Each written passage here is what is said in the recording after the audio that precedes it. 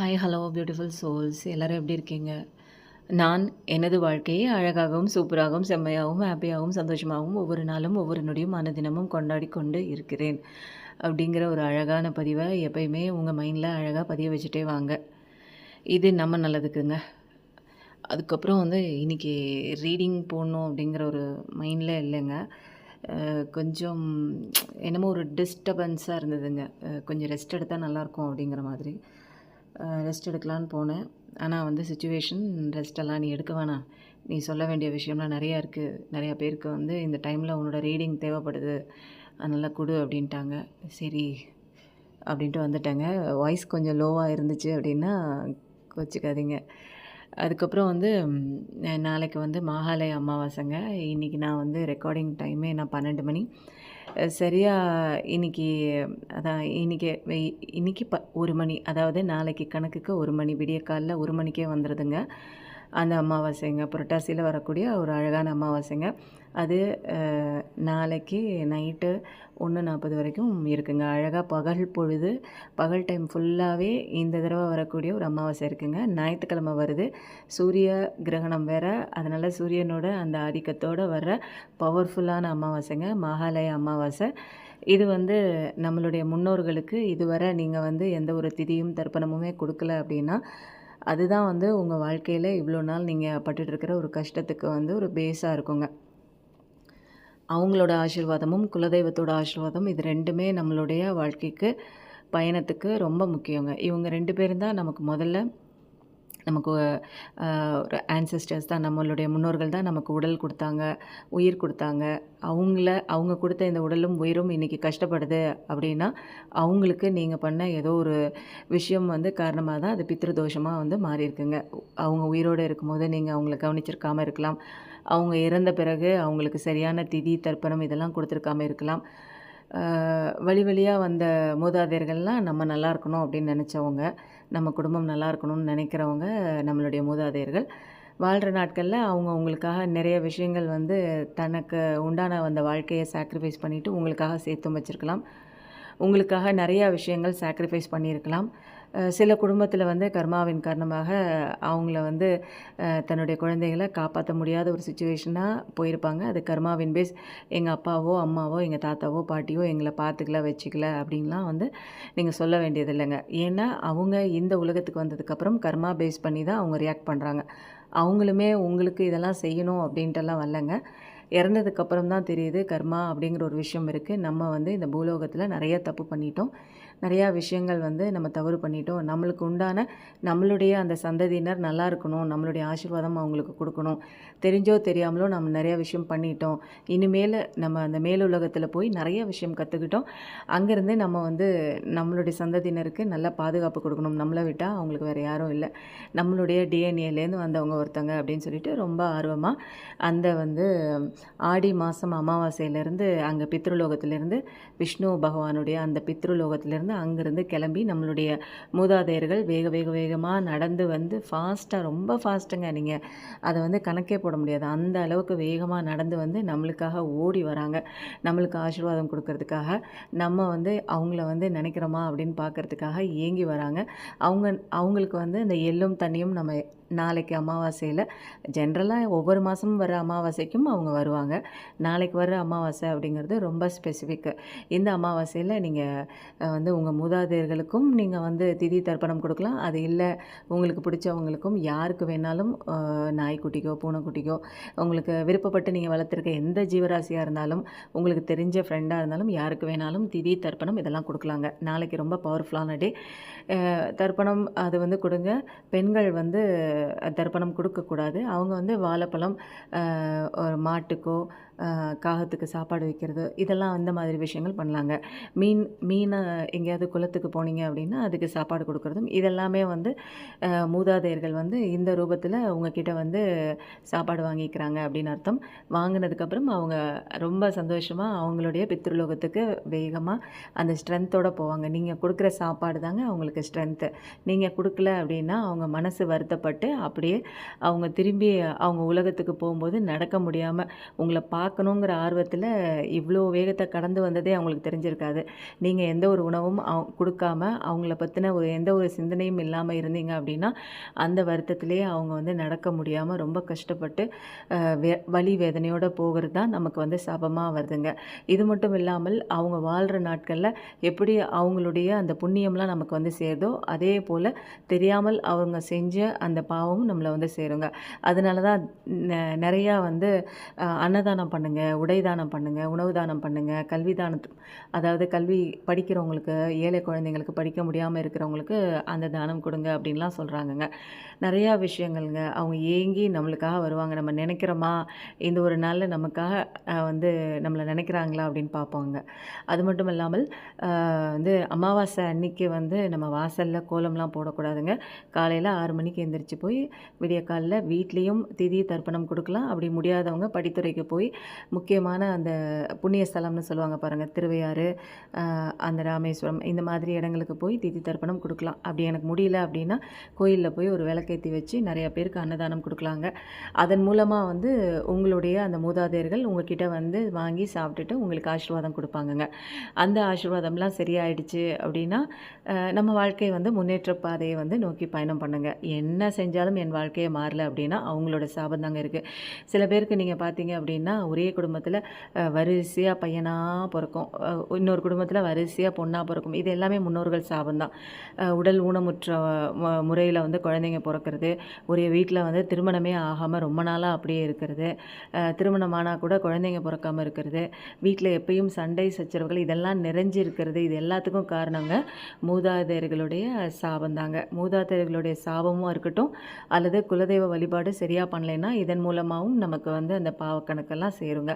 அதனால நீங்க எது பண்றீங்களோ இல்லையோ, வருஷத்துக்கு ஒரு நாள், அதாவது மத்த அமாவாசை நீங்க செய்றீங்களோ செய்யலையோ, வருஷத்துக்கு ஒரு நாள் இந்த வரக்கூடிய இந்த புரட்டாசி மாகாளய அமாவாசையில அவங்களுக்கு பிடிச்ச விஷயங்கள் பண்ணி யாருக்காவது தானம் குடுத்துருங்க. அவங்களுக்கு எது பிடிக்குதோ அத வந்து வழியில யாராவது பார்க்குறீங்களா, அவங்க ரூபத்தில நீங்க உங்களுடைய மூதாதையர்கள பார்த்து மனசுக்குள்ள நெனச்சுக்கிட்டு அவங்களுக்கு குடுத்தீங்கன்னா, கண்டிப்பா அவங்களுக்கு போய் சேருங்க. இன்னைக்கு சிவாப்பாவோட கைடன்ஸும் பார்க்க போறோம். இன்னைக்கு ஏஞ்சல்ஸோட கைடன்ஸும் பார்க்க போறோம். அது கூட ஆன்செஸ்டர்ஸ்ங்க. இன்னைக்கு நீங்க வந்து ஏதோ ஒரு பெரிய ஒரு கஷ்டத்த நோக்கி இன்னைக்கு இருக்கீங்க. ஏதோ ஒரு வாழ்க்கையில ஒரு முடிவுக்கே வந்துட்டீங்க.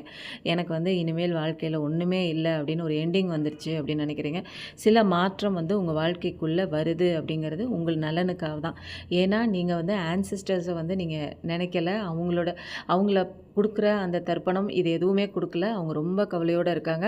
இந்த வீழ்ச்சி எல்லாமே அவங்க குடுக்குற அந்த கண்ணீர் தான். நீங்க வந்து நல்லா இருக்கக்கூடாதுன்னு நெனச்சு அவங்க சாபம் குடுக்கல. பட் நீங்க வந்து அவங்கள நினைக்கிறீங்களா, நினைப்பீங்க அப்படிங்கிற ஒரு சந்தோஷத்தோட, ஏக்கத்தோட வராங்க. ஆனா நீங்க வந்து அத குடுக்கல. அதே தான் அவங்க திருப்பி கேட்குறாங்க. எனக்கு உண்டான அந்த எள்ளும், தண்ணீர், தர்ப்பணம் நான் பசியோட இருக்கேனே, என்ன நீ நெனச்சு பார்க்க மாட்டியா? உயிரோட இருக்கும்போது நான் உனக்கு எவ்வளோ பண்ணியிருக்கேன். கொஞ்சமாச்சும் நான் இப்போ வரேனே, என்ன இன்னைக்காவது நெனச்சு பார்க்குறியா? மத்த நாள்ல நீ என்ன நெனைக்காட்டியும் பரவால்ல. என்ன என்ன நீ நினைக்கிற அப்படிங்கிற ஒரு நெனைப்போடையே நான் ஓடி வரேன். எனக்கு வேற யார் இருக்கா உன்ன தவிர? வாழ்ற நாட்கள்ல ஏதேதோ நெறைய விஷயங்கள், நெறைய கிளாஷஸ் உனக்கும் எனக்கும் இருக்கலாம். அதெல்லாம் என்னோட கர்மா. நான் செஞ்ச எல்லா விஷயங்களையும் மறந்துட்டேன் நானு. அதுக்கு உண்டான தண்டனை எனக்கு கிடைச்சிருச்சு. இங்க நான் பண்ண எல்லா விஷயத்தையும் மறந்துட்டேன். ஆனா நீ எனக்கு ஒண்ணுமே குடுக்காம என்ன இப்படி பசியும் பட்னியோட இப்படி என்ன திருப்பி அனுப்புன. நான் வந்து ஒரு சோகமான ஒரு சிச்சுவேஷன்ல பசியோட, கால் வலியோட வந்தேன். என்னோட கால் வலியோ, பசியோ எனக்கு பெருசு இல்ல. நீ என்ன நெனச்சு பார்த்தியா? நெனச்சு பார்ப்ப அப்படிங்கிற ஒரே ஒரு ஏக்கத்தோட நான் வந்தேன். ஆனா நீ என்ன நெனச்சு பார்க்கல. எனக்கு உண்டான அந்த டைம குடுக்கல. எனக்கு பசிக்குது, ரொம்ப பசிக்குது. ரொம்ப தூரம் கலைச்சு நடந்து வந்திருக்கேன். எனக்கு சாப்பாடு குடுக்கல. நான் திரும்பி போறேன். ஒவ்வொரு முறையும் அப்படிதான் போறேன். இந்த முறையாவது எனக்கு சாப்பாடு குடுப்பியான்னு கேட்குறாங்க. உனக்கு அவங்க தாங்க பலம். நமக்கு வந்து அந்த ஆன்செஸ்டர்ஸோட அந்த ஒரு வரம், புண்ணியம், அவங்களுடைய ஆசீர்வாதம் தான் நமக்கு எப்பயுமே வந்து ஒரு ஸ்ட்ரென்த்துங்க. நம்ம வாழ்க்கையில நடக்கிற எவ்வளோ கஷ்டங்களும் வந்து நம்ம இது பண்ணா சரியாகுமா, அது பண்ணா சரியாகுமா அப்படின்னு நினைக்கிறோங்க. வாழ்கிற நாட்களில் நம்மளுடைய தாய் தந்தையரை நம்ம மதித்து அவங்களுக்கு உண்டான விஷயங்களை வந்து நம்ம பண்ணிட்டோம் அப்படின்னா எந்தவித கஷ்டமும் இருக்காதுங்க. அந்த உங்களுடைய மூதாதையர்கள் ரெடியாக இருக்காங்க. உங்களுக்கு ஆசீர்வாதம் பண்ணாமல் வேறு யாருக்குங்க? வேறு குடும்பத்துக்கு, வேறு ஒரு டிஎன்ஏ உள்ள ஒரு குடும்பத்துக்கு அங்கே போய் பண்ண போகிறாங்க. உங்களுடைய இரத்த சம்மந்தப்பட்டவங்க அவங்க இல்லையா? உங்களுக்கு உயிரும் உடலும் கொடுத்தவங்க அவங்க. அவங்க கிட்டேருந்து தானே நீங்க வந்திருக்கீங்க. உங்களுக்கு எல்லா விதமான நல்ல விஷயங்களும் அவங்க குடுக்கறதுக்கு காத்துட்ருக்காங்க. உங்க வாழ்க்கையில இப்ப பிரச்சனை இருக்கா? உங்கள வந்து காதல் தோல்வியில நீங்க இப்ப மாட்டிட்டுருக்கீங்களா? குடும்பத்துக்குள்ள ஏதாவது ஒரு பிரச்சனை, கல்யாணம் ஆவல, குழந்தை இல்ல, இப்படி நெறைய விஷயங்கள்ல மாட்டிட்டுருக்கீங்க அப்படின்னா, எல்லாத்துக்குமே வந்து அ ஆணி வேரே வந்து பித்ரு சாபம் தாங்க. அந்த பித்ரு சாபம் வந்து போகணும் அப்படின்னா, அவங்களுக்கு உண்டான சில விஷயங்கள நீங்க கண்டிப்பா வந்து செஞ்சு தாங்க ஆவணும். அந்த விஷயம் வந்து நீங்க மறந்த நிலையில இருக்கீங்க அப்படின்னா, திரும்ப இப்பயாச்சும் அத வந்து தொடங்குங்க. உங்க வாழ்க்கை அழகா வந்து இப்ப மாறுங்க. ஏன்னா, அவங்களே உங்களுக்கு ஆசீர்வாதம் பண்ணிட்டாங்க. அழகான ஒரு வாழ்க்கை, நீங்க மத்தவங்கள விட அழகா, சந்தோஷமா உங்களுடைய வாழ்க்கையோட எல்லா நிகழ்வுமே செலிப்ரேஷன் பண்ற மாதிரி, ஒரு கூட்டா சந்தோஷமா வாழ்க்கையே செலிப்ரேட் பண்ற மாரியே இருக்குங்க. எல்லாம் சேர்ந்து ஹாப்பினஸோட, கிரியேட்டிவிட்டியா நீங்க பண்ற எல்லா தொழிலையா இருக்கட்டும், அந்த குடும்பத்தில உள்ள எல்லா விஷயங்களாகட்டும், எல்லாமே சந்தோஷமா நீங்க கொண்டாடக்கூடிய ஒரு சிச்சுவேஷன அவங்க உங்களுக்கு ஏற்படுத்துவாங்க. சூழ்நிலைகள் எவ்வளவு மோசமானதா இருந்தாலும், அவங்க உங்க கூட இருந்து எல்லா சூழ்நிலையும் சரி செய்து உங்களுக்கு அழகா குடுப்பாங்க. அலைன்மெண்ட்டுக்கு கொண்டு வாங்க. உங்களுடைய ஆன்செஸ்டர்ஸோட அலைன் ஆயி வாங்க. அவங்க என்னமோ நெனைக்கிறாங்க உங்ககிட்ட சொல்றதுக்கு நெறைய விஷயங்கள். அந்த விஷயம்லாம் நீங்க தெரிஞ்சுக்கணும் அப்படின்னா, அலைன்மெண்ட் ஆயி வாங்க. நெறையா அவங்களுடைய அந்த சின்க்ரோனைசிட்டியோட நீங்க ஜாயின் ஆயிட்டீங்க அப்படின்னா, அவங்க அழகா உங்களுக்கு நெறைய ஆசீர்வாதம் குடுக்க போறாங்க. அதுதான் வந்து மெயினா இங்க வருது. உங்களுடைய செயலா இருக்கட்டும், உங்களுடைய எண்ணமா இருக்கட்டும், அவங்கள வந்து பத்தி நெனைங்க. எல்லா நாளும் நினைக்க முடியலனாலும், அந்த குறிப்பிட்ட அந்த அமாவாசை காலம், இந்த மாரி பெரிய அமாவாசை, மகாலய அமாவாசையில நினைங்க. உங்களுக்கு நெறைய கிரியேட்டிவிட்டி பவர் இருக்குங்க. பொட்டன்ஷியல் இருக்கு. எந்த விஷயமும் உங்களால சாதிக்க முடியும். ஆனா, இப்போதைக்கு வந்து எந்த இதுலயுமே வந்து முன்னேற்றம் இல்ல அப்படின்னா, இந்த ஒரு விஷயத்த மட்டும் நீங்க சரி பண்ணி பாருங்க. இந்த நாளைக்கு வரக்கூடிய அந்த மகாலய அமாவாசைய நீங்க நல்லா யுட்டிலைஸ் பண்ணி, உங்களுடைய அந்த மூதாதையர்களுக்கு தர்ப்பணமோ, திதியோ அது எனக்கு குடுக்க தெரியல அப்படின்னா, அன்னதானம் பண்ணுங்க. காக்கைக்கு, மாட்டுக்கு, மீனுக்கு இந்த மாரி குடுங்க. நெறைய பேருக்கு வஸ்திரதானம் குடுங்க. அன்னதானம் தான் மெயின் இதுல. இந்த மாரிலாம் குடுத்தீங்கன்னா, உங்க வாழ்க்கை வந்து சந்தோஷத்துல திளைக்குங்க. நிச்சயமா உங்க வாழ்க்கை மாறும் அப்படின்னு சொல்லிட்டு, அந்த ஒரு மாற்றம் வந்து 15 நாள்லயே வந்து உங்களுக்கு கண்டிப்பா வந்து தெரிய ஆரம்பிக்குங்க. இத வந்து ஆன்செஸ்டர்ஸ் வந்து உங்களுக்கு ஆசீர்வாதமா இந்த ஒரு ரீடிங்ல வந்து என்ன சொல்லியிருக்காங்க. நீங்க இப்ப எவ்வளோ கஷ்டப்பட்டுட்டு இருந்தீங்கனாலும் விட்டுருங்க. நாளைக்கு வரக்கூடிய அந்த அமாவாசையில அவங்க வந்து காத்துட்ருப்பாங்க. உங்களுடைய அந்த நீங்க தரப்போற அந்த உணவுக்காக, அந்த உணவ கண்டிப்பா குடுத்துருங்க. அவங்க வெயிட் பண்ணிட்டுருக்காங்க. ஏமாந்துற போறாங்க. ஏமாந்தாங்க, அவங்க மனசு உடைஞ்சு போனாங்கன்னா, நீங்க தான் கஷ்டப்படுவீங்க. 0 உங்க வாழ்க்கை 0ல இப்ப இருக்கு அப்படின்னா, அது உங்களோட அந்த நீங்க பண்ற அந்த நடவடிக்கையினோட ரிஃப்ளெக்ஷன் தாங்க. சோல் ஜர்னி தாங்க. Inner reflection. நீங்க என்ன பண்றீங்களோ, அதுதான் ரிஃப்ளெக்ஷன் ஆவுது. உங்க ஆன்செஸ்டர்ஸோட, டிவைனோட அலைன்மெண்ட் ஆவுங்க. நெறைய நடக்காத விஷயங்கள்லாம் கண்டிப்பா நடக்கும். எதையுமே மைண்ட்ஃபுல்னஸ்ஸா பண்ணுங்க. உங்களுடைய ஆன்செஸ்டர்ஸ் அதான் சொல்றாங்க. இந்த 3 0க்கு முன்னாடி நெறைய நம்பர்ஸ் வந்து முன்னாடி வரும். நெறைய எண்கள் வரும். பொறுத்திருந்து பாருங்க. உங்க வாழ்க்கை அழகா மாறும் அப்படின்னு சொல்றாங்க. அவங்களுடைய ஆசீர்வாதம் நெறையவே இருக்குங்க. பூஜ்ஜியமா இப்ப இருக்கு உங்க வாழ்க்கை. ஒண்ணுமே இல்ல, சூன்யமா இருக்குன்னா, கண்டிப்பா உங்க வாழ்க்கை வந்து அந்த பூஜ்ஜியத்துக்கு முன்னாடி நெறைய நம்பர்ஸ் வருங்க. அதனால இருங்க. அடுத்த கார்டும் பாருங்களேன். 0 வருது. இந்த 0 முடிஞ்சு போச்சு அப்படின்னு நினைக்காதீங்க. புதிய வந்து ஒரு பிகினிங் உங்க வாழ்க்கையில ஃப்ரெஷ்ஷா ஸ்டார்ட் பண்ண போறீங்க. அழகா இருக்குங்க. நம்பிக்கையோட இருங்க. நாங்க உங்களுக்கு ஆசீர்வாதம் குடுக்குறேன். நாளைக்கு ஒரு நாள மிஸ் பண்ணிறாதீங்க அப்படின்னு சொல்லிட்டு, உங்களுடைய பித்ருக்களே நேரா வந்து உங்கள வந்து கேட்குறாங்க. ஏன்னா, நீங்க கஷ்டப்படுறத அவங்களால பார்க்க முடியல. உங்களுக்கு ஆசீர்வாதம் குடுக்கறதுக்காக அங்கேருந்து ஓடி ஓடி வராங்க. உங்கள பார்க்கணும் அப்படிங்கிறதுக்காக. நீங்க நினைக்கிறீங்களா? அப்படிங்கிற ஒரே ஒரு ஏக்கத்துக்காக வராங்க. கண்டிப்பா அவங்கள வந்து ஞாபகம் பண்ணி, நாளைக்கு தர்ப்பணமும், அந்த திதியும் கொடுத்துருங்க. அவங்க உங்களுக்காக நிறையா விஷயங்கள் வச்சுருக்காங்க. 2, 3 கிரியேட்டிவிட்டி அதான் சொல்கிறாங்க. உங்களுக்கு நிறைய கிரியேட்டிவிட்டிலாம் இருக்குது, டேலண்ட்டெல்லாம் இருக்குது. இப்போ வந்து அந்த எல்லாமே வந்து ஒரு வெளிப்படுத்த முடியல. வெளிப்படுத்தினாலும் அதற்குண்டான ரெகக்னேஷன் இல்ல. ஒரு இன்ஸ்பிரேஷன் உங்ககிட்ட இல்ல. எதையுமே எக்ஸ்பிரஸ் பண்ணாலும் அதுக்குண்டான பலன் இல்ல. ஒரு ரெகக்னேஷன் இல்ல. அதனால எல்லாமே மாறக்கூடிய ஒரு தருணம் கண்டிப்பா வருகிறது. ஹாப்பினஸ் கண்டிப்பா இருக்கு. 6 முருகனோட அருள் வந்து நான் ஃபர்ஸ்ட்ல இருந்தே பார்த்துட்டே இருக்கேங்க. அந்த லவ்வர்ஸ் கார்டா இருக்கட்டும், அதுக்கப்புறம் வந்து அந்த 6 ஆஃப் ஸ்வாட்ஸ் அதுலேயும் பார்க்குறேன். 6, 6 அப்படிங்கிறது நிறைய இடங்கள்ல வருது. கண்டிப்பாக 6 அப்படின்னாலே ஓம் சரவண பவா அப்படின்னு கமெண்ட்டில் டைப் பண்ணிடுங்க. ஒரு பேலன்ஸ் வருங்க உங்கள் வாழ்க்கையில். இதுவரைக்கும் வந்து பேலன்ஸ் இல்லாமல் இந்த பக்கமா அந்த பக்கமா இப்படி போகிறதா அப்படி போகிறதா என்ன ஆசிலேஷனாக இருக்குது அப்படின்னு நினச்சிங்கன்னா கண்டிப்பாக உங்கள் வாழ்க்கைக்கு ஒரு பேலன்ஸை கொண்டு வந்து உங்கள் ஆன்சிஸ்டர்ஸ் கொடுக்க போகிறாங்க. ஏஞ்சல் கைடன்ஸ் என்னென்னா, கார்டனுக்குலாம் நிறையா தண்ணி ஊற்றுங்க. அதுங்களுக்கு நிறையா அந்த செடி கொடிகளுக்கெல்லாம் தண்ணி ஊற்றும் போது உங்கள் மனசு வந்து அப்படியே பாரம்லாம் வந்து குறைஞ்சி போய் அப்படியே லைட்டாக இருக்கும். தண்ணி ஊற்றுங்கள் கார்டனுக்கு அப்படின்னு சொல்லி உங்களுடைய ஏஞ்சல்ஸ் வந்து கொடுக்குறாங்க, கைடன்ஸ் கொடுக்குறாங்க. தண்ணி ஊற்றுறது மட்டும் இல்லைங்க, நிறையா அந்த வாயில்லாத இந்த ஜீவன்லாம் இருக்குது பாருங்கள், அதுங்களுக்கு நிறைய சாப்பாடு போடுங்க. சுற்றிலும் இந்த மாதிரி ஒரு ஜீவராசிகளுக்கு சாப்பாடு போடும்போது நம்ம வாழ்க்கையை வந்து எந்த ஒரு பாவத்திலேருந்து தப்பிச்சு புண்ணியம் நிறையா கிடைக்குங்க. கர்மாங்கிற ஒரு பேஸ் பண்ணி தான் நம்ம இன்றைக்கி வந்து நிறையா கஷ்டப்படுறோம் இல்லையா? போன ஜென்மத்தில் பண்ண கர்மாவாக இருக்கலாம், இந்த ஜென்மத்தில் தெரிஞ்சோ தெரியாமலோ பண்ணியிருக்கலாம். எல்லாமே தான் நம்ம பண்ண விஷயங்கள் தான் வந்து திரும்ப வினை விதைத்தவன் வினை அறுப்பான் அப்படிங்கிற ஒரு பழமொழிக்கு ஏற்ற மாதிரி நமக்கு வருதுங்க. அது வந்து நம்ம பண்ணும்போது நமக்கு என்ன ஏது அப்படிங்கிறது தெரியாது. முருகன் தான் உங்களுடைய காப்பாற்றக்கூடிய ஒரு கடவுளுங்க. திரும்ப அதே வருது, ஓம் சரவண பவான்னு திரும்ப ஒரு தடவை வந்து டைப் பண்ணிவிட்டு ட்ரஸ்ட் அப்படின்னு போட்டுருங்க. முருகனை பிடிச்சிக்கோங்க, கடவுளை பிடிச்சிக்கோங்க. உங்களுக்கு எந்த வித சுச்சுவேஷன் வந்து ரொம்ப ஹார்டாக இருந்தால் கூட கடவுளை தவிர வேறு யாரும் நம்மளை இந்த உலகத்தில் காப்பாற்றுறவங்க கிடையாதுங்க. சிவன், முருகன் இவங்க எல்லாருமே வந்து ஓடோடி வருவாங்க. கூப்பிட மாட்டிங்களான்னு தான் இருக்காங்க. கூப்பிட்டிங்கன்னா உடனே ஓடியாந்துருவாங்க. நிறைய ஸ்ப்ரெட்ஸாக இருக்கட்டும், ஸ்ப்ரெட் கைட்ஸாக இருக்கட்டும், ஆன்சிஸ்டர்ஸ்லாம் உங்களுக்கு வந்து கைட் பண்ணுறதுக்காக, உங்களுக்கு ஹெல்ப் பண்ணுறதுக்காக இருக்காங்க. உங்களுக்கு ஹெல்ப் பண்ணாமல் வேறு யாருக்குங்க ஹெல்ப் பண்ண போகிறாங்க? அவங்களுக்கு உங்களை ரொம்ப பிடிக்கும். வாழ்கிற நாட்களில் உங்கள் கூட அவங்க சண்டை போட்டுட்ருக்கலாம். ஆன்சிஸ்டர்ஸ்க்கு உங்களை பிடிக்கும். பணத்தை கொஞ்சம் சேவ் பண்ணி வைங்க. ரொம்ப வந்து கண்மூடித்தனமாக லேவிஷாக வந்து செலவு பண்ணுறீங்கன்னு உங்கள் மூதாதையர் ப்ளஸ் ஸ்ப்ரெட் கைட்ஸும் வந்து எச்சரிக்கிறாங்க. செலவு பண்ணுங்கள், தேவையானதுக்கு செலவு பண்ணுங்கள். அதுக்குன்னு அள்ளி வீச வேண்டாம் அப்படின்னு சொல்லி அவங்க சொல்கிறாங்கங்க.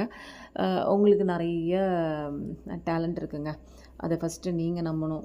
எனக்கு டேலண்ட் இருக்குது, எனக்கு நிறையா க்ரியேட்டிவிட்டி பவர் இருக்குது, என்னால் வந்து எதுவுமே சாதிக்க முடியும் அப்படிங்கிற ஒரு விஷயத்த ஃபஸ்ட்டு நீங்கள் நம்பணும். நீங்கள் நம்பினீங்கன்னா தான் உங்களுக்குள்ளே இருக்கிற இன்னர் டேலண்ட் வெளியில் வரும். இன்னர் டேலண்ட்டை வந்து க்ரியேட்டிவிட்டிலாம் போட்டு நீங்கள் பண்ண ஆரம்பிக்கும் போது அது சக்ஸஸில் கொண்டு வரும். ஃபஸ்ட்டு வந்து டிமோட்டிவேட் ஆகாதீங்கள். அதுக்கப்புறம் வந்து உங்களுடைய ஹெல்த் கான்ஷியஸ் குறித்து உங்கள் ஸ்ப்ரெட் கைட்ஸ் என்ன சொல்கிறாங்க அப்படின்னா, இப்போதைக்கு பால், தயிர், அந்த சால்ட்டு, சுகரு, மைதா இதெல்லாம் வந்து கொஞ்சம் அவாய்ட் பண்ணிக்கோங்க. இதெல்லாம் அவாய்ட் பண்ணிங்கனாலே உங்கள் ஹெல்த்து கொஞ்சம் நல்லாயிருக்கும். ஹெல்த்து நல்லா இருந்தால் தான் வெல்த் அட்ராக்ட் பண்ண முடியும், லைஃபும் நல்லாயிருக்கும். அடுத்த கார்டு வந்து மற்றவங்கள பற்றி நீங்கள் கவலைப்பட தேவையில்லைங்க.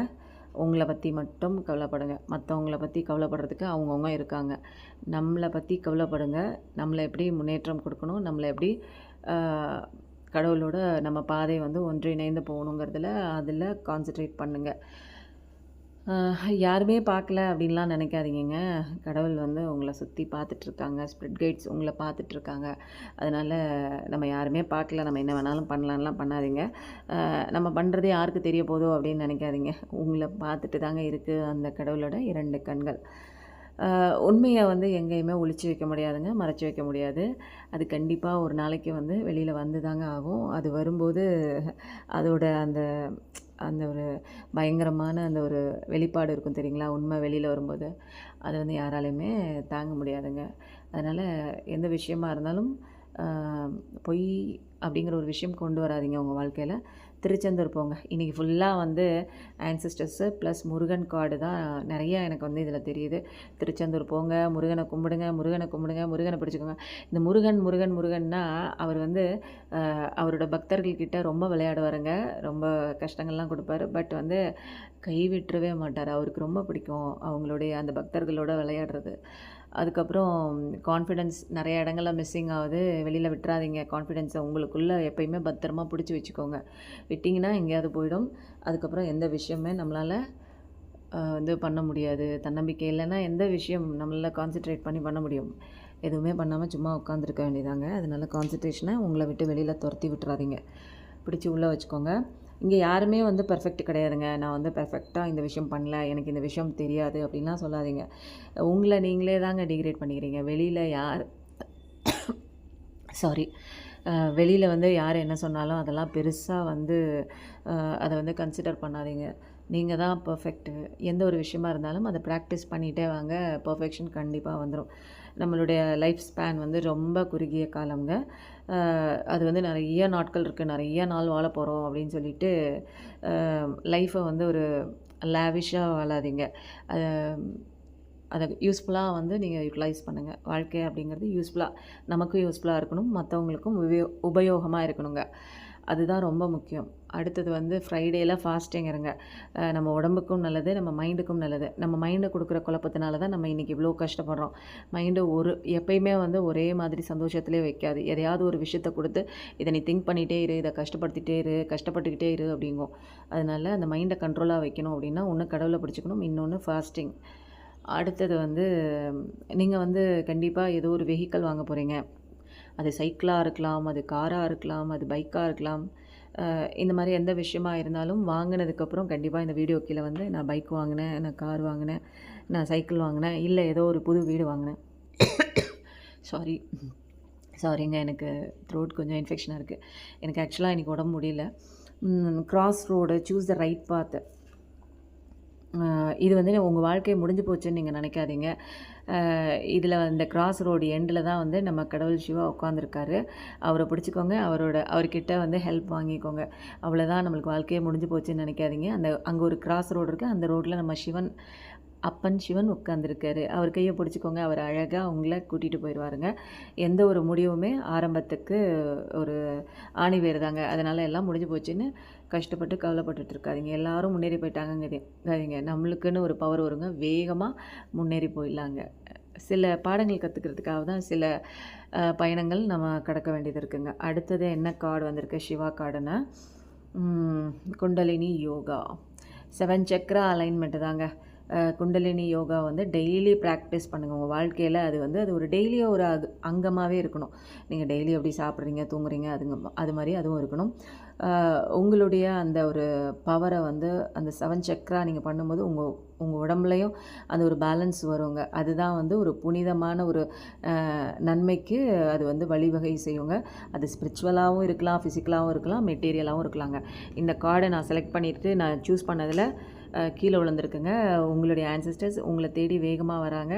நான் இன்னொரு தடவை திரும்பவும் சொல்கிறேன், நாளைக்கு கொடுக்க வேண்டிய தர்ப்பணம் திதியை கண்டிப்பாக அவங்களுக்கு கொடுத்துருங்க. உங்கள் வாழ்க்கை 15 நாட்களில் மாறத் தொடங்குங்க. கண்டிப்பாக நடக்குங்க.